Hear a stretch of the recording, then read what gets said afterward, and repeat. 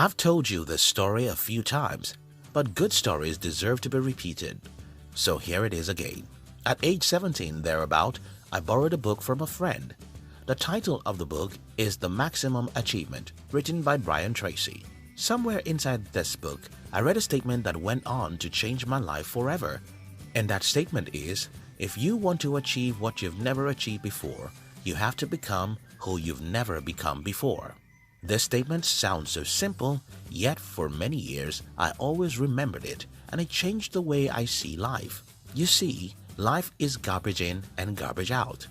What you throw in determines what you get out. Though we all have fantasies and dreams about how we wish to get things without enormous sacrifices, it's what it is. Fantasy. Do you want a new result? You have to become a new person, and that usually means that you'll have to deny yourself certain things. Albert Einstein said, insanity is doing the same thing and expecting a different result. Insanity is when you're willing to get something out of life, but you're not willing to give up anything in return. Below are 7 things I gave up to have the kind of life I have today.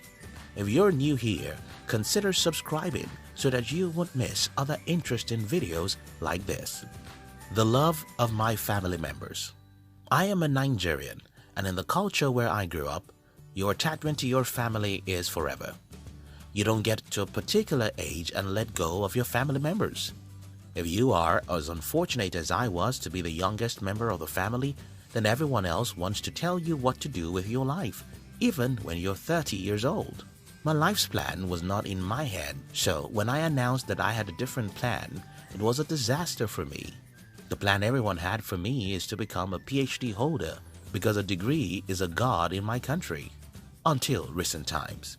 At some point in my life, I had to decide whether I'll continue enjoying the love of my mother, father, and my family members, or go after my dream of building a business. I decided for the latter.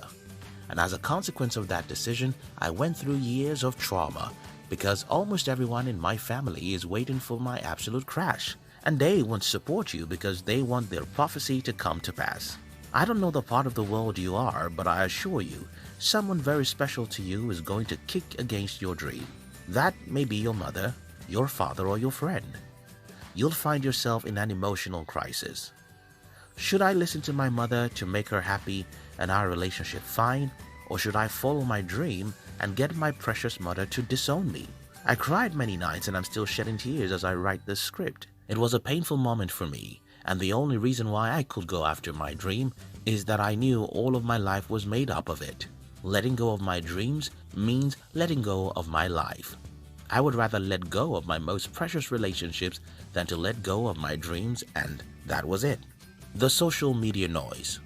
I was once a Facebook junkie who spent as much as 4 to 5 hours every day on Facebook. I woke up one day and deleted my Facebook account because I was not just wasting my time, I was losing my mind, expecting likes and comments from the people who don't even care about my existence in the universe. Social media is like alcohol. It's not a sin, but it is the best friend of sin. Social media can be the best thing that has ever happened to you, just as alcohol can be good for you if taken moderately. However, like alcohol, social media is greatly addictive, and before you know it, you spend hours and hours scrolling through other people's photoshopped lives. I don't mean that you should stop using social media. For instance, some people claim that YouTube is a social media. I don't see YouTube as a social media because I've built the entire company around YouTube. I sell my company's products via YouTube, and I have a media company that makes good money on YouTube. I also use WhatsApp to communicate with a few important people in my life. The only sacrifice I made is to cut off the noisy and wasteful part of the social media. Do you have a business? Promote it on social media, and spending several hours doing that will be an investment. Or you just posting your photos to expect some likes and comments? Maybe you should give that up for something more productive. The negative friends. One day, when I was around 19, I sat down and made a list of all my friends. Then I asked myself, with what I know about these people today, which of them is going somewhere I want to go in the future? I discovered that most of my friends were not serious about their lives. They believed that my country is doomed, and one of them even depended on the inheritance from his wealthy father. My father is poor, so there's no way I could be a friend with someone who's dependent on what to inherit from his father. I got rid of my negative friends and only kept about 3 friends who are crazy about life. Yes, if you want to get rid of the negative people in your life, you'll just have a few friends, but that's fine. Today, I have less than 5 friends I love to spend time with, and I think I'm fine, because hanging out with negative people will ruin your life. Think about the contagious disease. That's how human habits and mindsets are. You can't sit down with an Ebola patient and hope to escape having Ebola. You can't hang around negative people and somehow hope to remain positive. Sometimes, these negative people are your family members, and it could be painful to avoid them. But you have to do just that. For instance, I love everyone in my family, but I don't sit down with them to discuss anything worthwhile. I can never share my dreams or goals with them because I know what they will tell me. The TV. My philosophy about life is this. If something is very interesting, it has to give me money or help my dreams in some way. Because interesting things are very addictive, and getting addicted to something that's not helping my life's dream is the same as destroying my dreams. The problem I have with the TV is that it is very interesting. Having such an interesting box in front of me is a great temptation, but don't let me sound like I'm holier than you are here, because I am not. All of us now have a TV right in our hands, which is our phone, and every week, when I get the report of how many hours I spent on my phone the previous week, I ask myself, what did I spend those hours doing?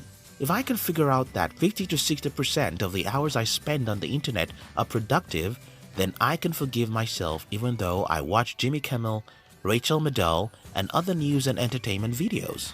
My message here is about balance. Don't allow anything to own you. Consume entertainment to get entertainment. Don't make entertainment your work. The love of shiny objects. Being rich in our world today means having several millions of dollars, Rolex watches, Ferraris, and the biggest mansions. While I don't think those things are sinful, I try to become truly wealthy by not living for the flashy objects. I've always used ridiculous phones. For example, the phone I'm using currently cost me about $150. No designer clothes and no fancy anything. I try to be utilitarian, and what that means is that I buy things I need, not the things I like. This makes life a lot easier for me because I don't have to run after the latest iPhones or Rolex watches, which probably won't add anything to my level of happiness.